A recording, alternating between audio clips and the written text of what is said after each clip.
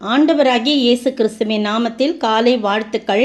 இன்றைய மன்னா, கர்த்தருடைய பலிபீடத்தை செப்பனிட்டு அதின்மேல் சமாதான பலிகளையும் ஸ்தோத்திர பலிகளையும் செலுத்தி இஸ்ரவேலின் தேவனாகிய கர்த்தரை சேவிக்க வேண்டும் என்று யூதாவுக்கு கட்டளையிட்டான். 2 நாளாம் 33:16. தர்மையான வேளையிலே எசேக்கியா ராஜாவுக்கு பிறகு மனாசே ராஜாவாகிற போது 12 வயதாக இருந்தானாம். அப்போ 55 வருஷம் எருசலேமில் அரசாள்றான்.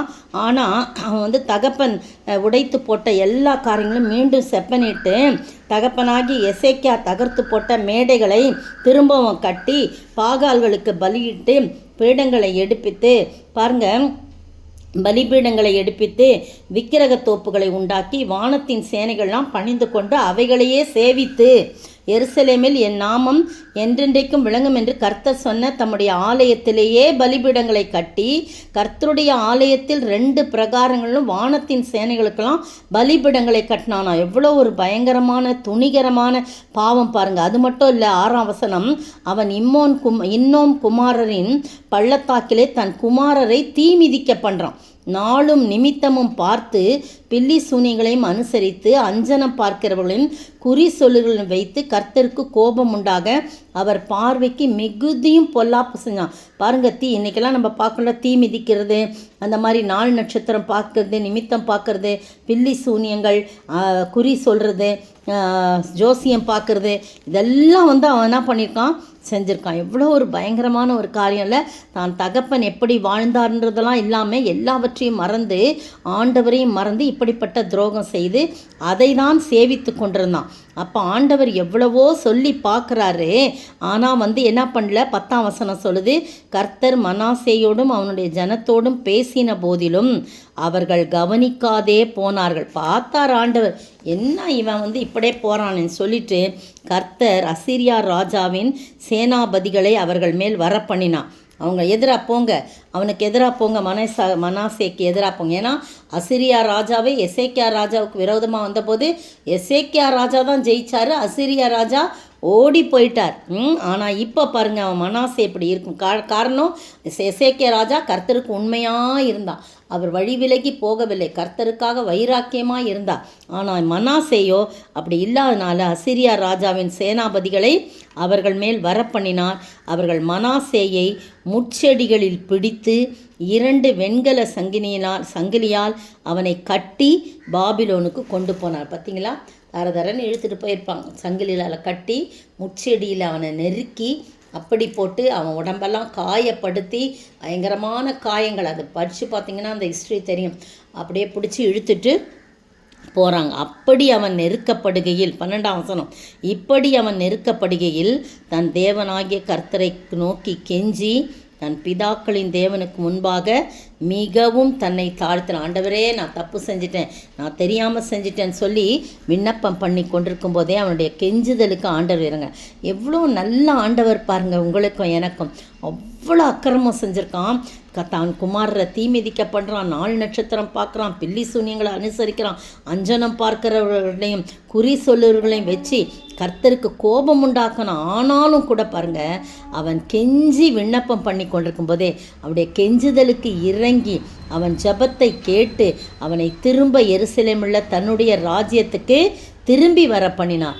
கர்த்தரே தேவன் என்பதை அப்பொழுது மனாசே அறிந்தான் போடப்பட்டிருக்கு. பார்த்தீங்களா, அதுக்கு பிறகு தான் என்ன பண்ணுறான், அவன் கர்த்தருடைய ஆலயத்திலேருந்து 15ஆம் வசனம், கர்த்தருடைய ஆலயத்திலேருந்து அந்நிய தேவர்களையும் அந்த விக்கிரகத்தையும் எடுத்து போட்டு கர்த்தருடைய ஆலயமுள்ள மலையிலும் எருசலேமிலும் தான் கட்டியிருந்த எல்லா பலிபீடங்களையும் அகற்றி பட்டணத்துக்கு புறம்பாக வெளியில் கொண்டு போய் போட்டு கர்த்தருடைய பலிபீடங்களை செப்பனிட்டு அதின்மேல் சமாதான பலிகளையும் சோத்திர பலிகளையும் செலுத்தி இஸ்ரவேலின் தேவனாகிய கர்த்தரை தான் சேவிக்கணும்னு யூதாவெங்குக்கும் கட்டளையிட்டா. யூதா ஜனங்கள் எல்லாருக்கும் அவன் கட்டளையிட்டா. அந்த அருமையான வேளையிலே நீங்களும் நானும் பாருங்கள், சொல்லுவாங்க பட்டாதான் புத்தி வரும் அப்படின்னு சொல்லுவாங்களே ஒரு பழமொழி.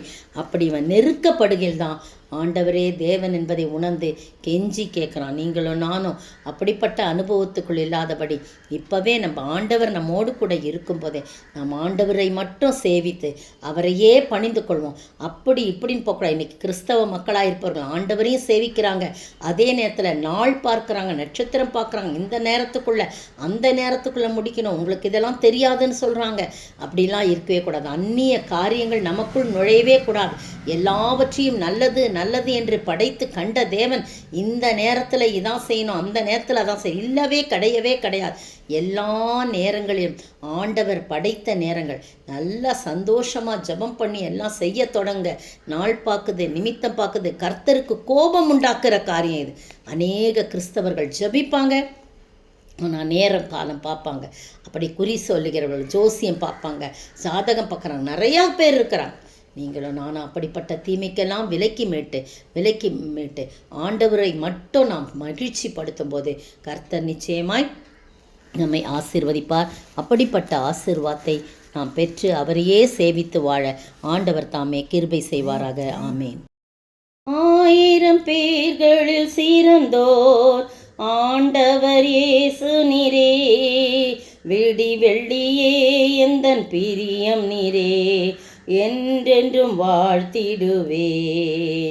ஆராதனை நாயகன் நீரே, ஆராதனை வேந்தரும் நீரே, ஆயுள் முடியும் வரை உம்மை தொழுதிடுவே. ஆயுள் முடியும் வரை உம்மை சேவிப்பேனே.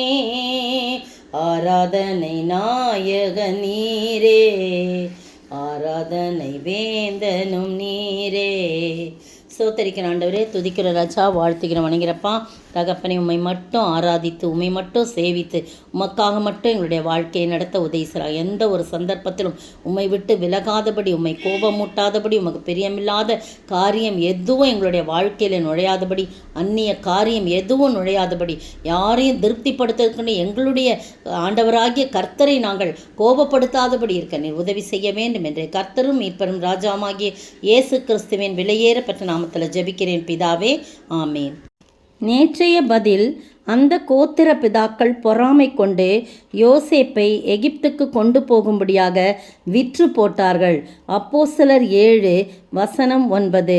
இன்றைய கேள்வி, யோசேப்புடைய வம்சத்தில் எத்தனை பேர் எகிப்து தேசத்திற்கு வரவழைக்கப்பட்டார்கள்?